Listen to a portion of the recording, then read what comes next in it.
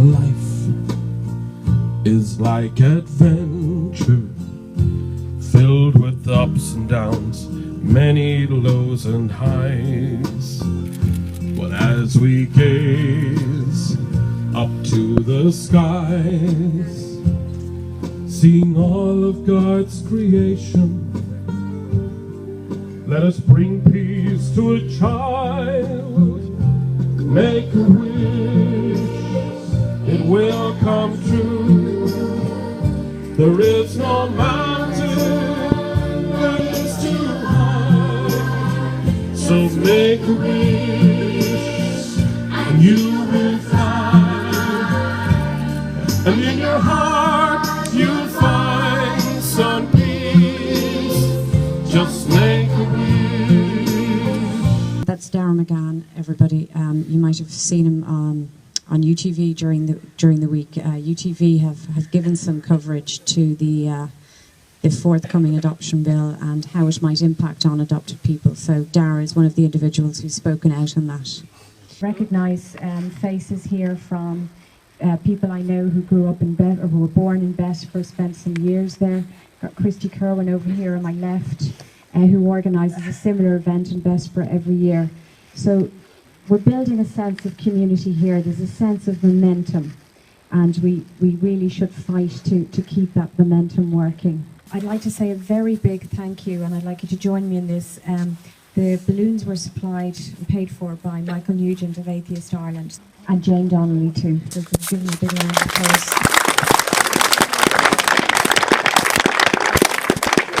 So finally, I'd like to hand over to our guest of honour, to Philomena Lee herself.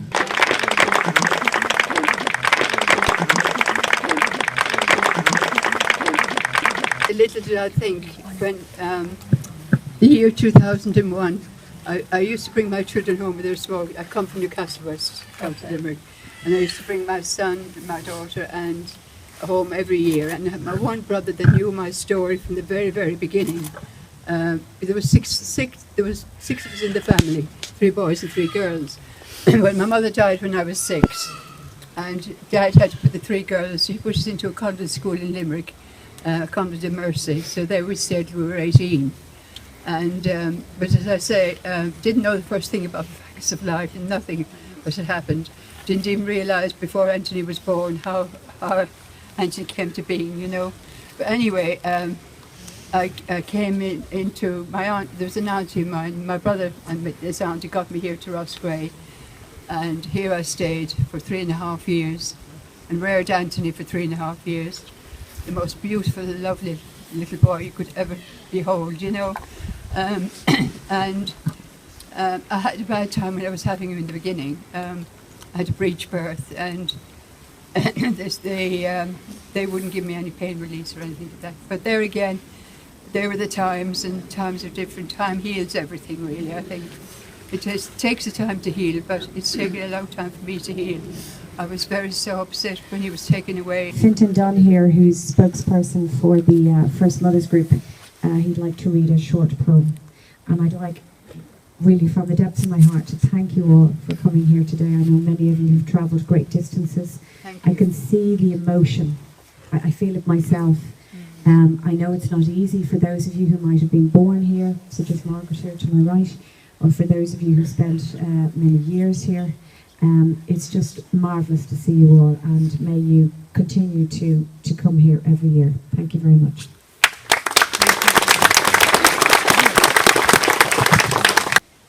When lights are on in bedrooms and the fire downstairs is in cinders, I hear the call of night traffic going somewhere soft to the light of a wife or a lonesome lover, and I make the call. What if you are not here at all? Oh, I had to be old and pondery, and older still gazing into my mystical ball. And age can be feebling, and I stumble, but now you are my all and all.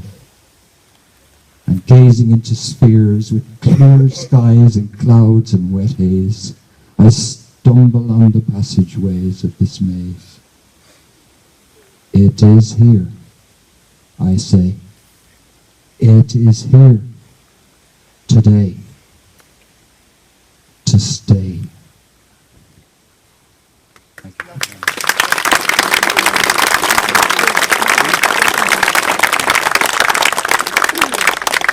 I set out to find him, and of course we had a job. The first 2 years we had an awful job to find him. We came back, and Penny, can you continue that part of it, because the dates, you know the dates. We came back, fine. yeah. Yeah, well, obviously we all know that and we all know that Anthony is buried here. And I remember when we first found out what had happened to him, feeling very guilty about going to look for him, because you know, obviously he died sadly.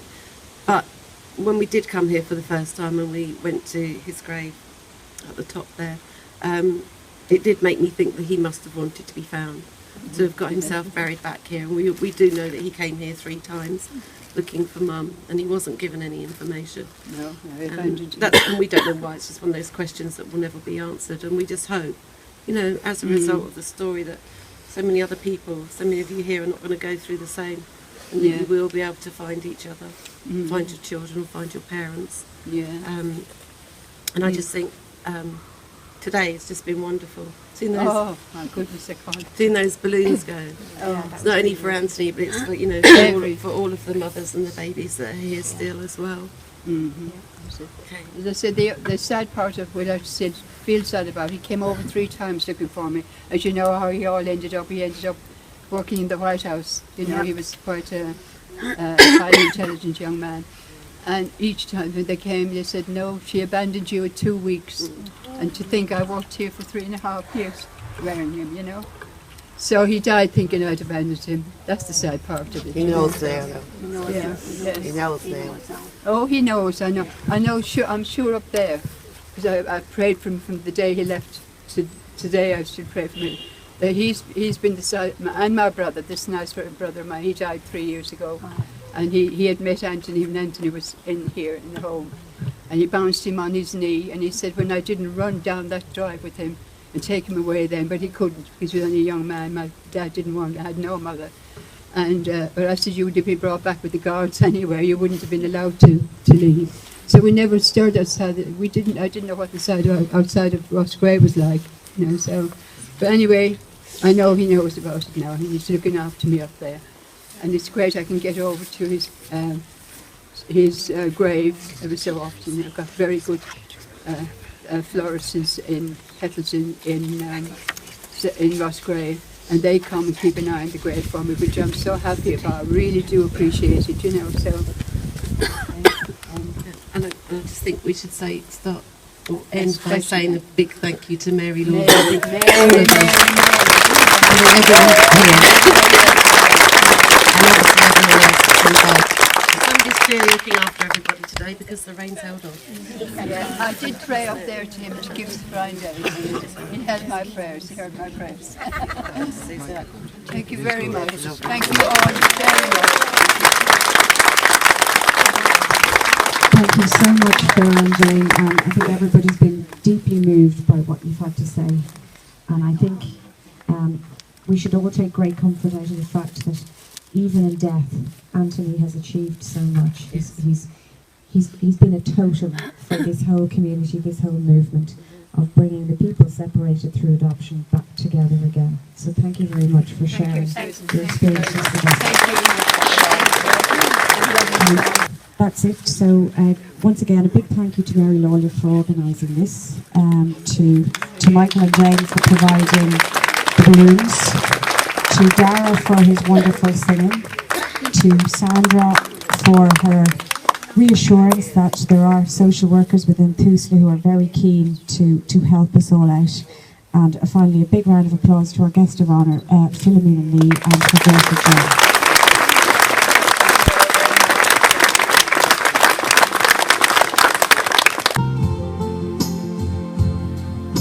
Life is like adventure, filled with ups and downs, many lows and highs.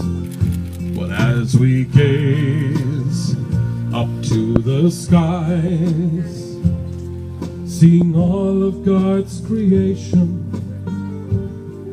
let us bring peace to a child.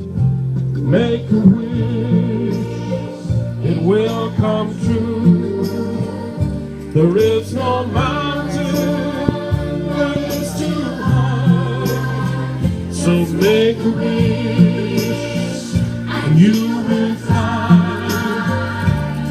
And in your heart you'll find some peace. Just make a wish.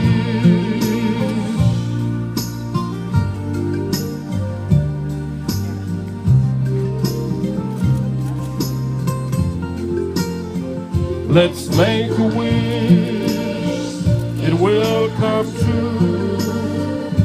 There is no mountain that is too high. So make a wish, and you will fly.